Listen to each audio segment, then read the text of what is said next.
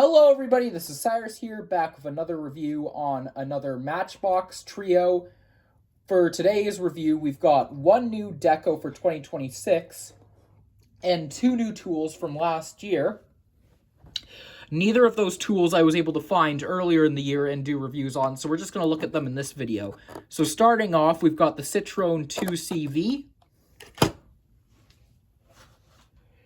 the BMW 318 Ti, and the Alfa Romeo Duetto. Starting off with our new deco, we'll look at the Citroen first. Now, I did do a video on the yellow version we got last year for its debut deco. But one thing that's nice with this red version is the fact that they used a light gray interior instead of a black interior. If I bring in the yellow one, you'll see that you do have a black interior, making it harder to see into the cab. But I will give credit for the chrome base being used. The nice thing with this light gray interior is you can see better into the back of the car. And you can see there's a molded-in duffel bag on the driver's side. And this is probably my favorite bit of detail we've gotten in a Matchbox car. A little picnic basket on the passenger side. Hopefully you can see that okay. You can even see that it looks like there's two molded-in baguettes in the side of the picnic basket. So move those off. Here is our BMW. This was one out of 3 new BMWs for 2025 last year. However, they would only include one of these BMW of all 3 per case. We would get no carry forwards into the second mix, which is a little bit of a letdown, to be honest. And funny enough, all 3 were also in red. Different shades of red, though. With this version, you have your typical BMW grille that stands out on most BMWs right on the front, along with your tampoed-on headlights. And then on the back, you have your tail lights and license plate. I think the design and silhouette of this thing is pretty cool.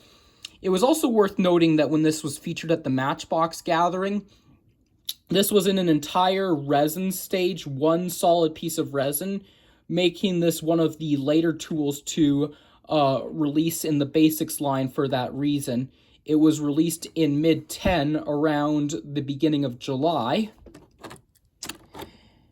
And I didn't come across it until recently, and they've recently been starting to have more of these show up on shelves at dollar stores that I've been checking out. And finally, the Alfa Romeo Duetto. Just like the BMW, this one was hard to find as well. However, luckily they did carry forward this casting in the final mix after it was first released in Mix 11. The only other time we got a classic Alfa Romeo was in the basics range for 2006 with the Alfa Romeo Giulia Spirit. I believe I'm pronouncing that right. And then finally, almost 2 decades later, we get this version. The detail being used for the dashboard isn't perfect, but you can see the 3 molded-in pedals for your brake, gas, and emergency brake, as well as some detail for where the glove box and radio would be and stuff. Oh, man. Oh, dear. This one didn't quite get riveted properly. If I show you the windshield and interior are kind of loose. I just noticed this now. And the base, too, if I give the wheels a little wobble. I don't know if you can see this, but the base is kind of wobbling a little bit if I zoom in. Shouldn't be doing that. So I'll have to get another one of these to take a look at. The design of this one kind of reminds me a little bit of a Porsche combined with a Triumph Spitfire almost. That's just my personal opinion, though. It is nice to see that they did come out with another classic Alfa Romeo in the line, and I think the Alfa Romeo collectors, as well as those who collect the Italian cars, are going to be impressed with this one, in my opinion. It's just too bad my interior on this one is loose and it's not been riveted properly.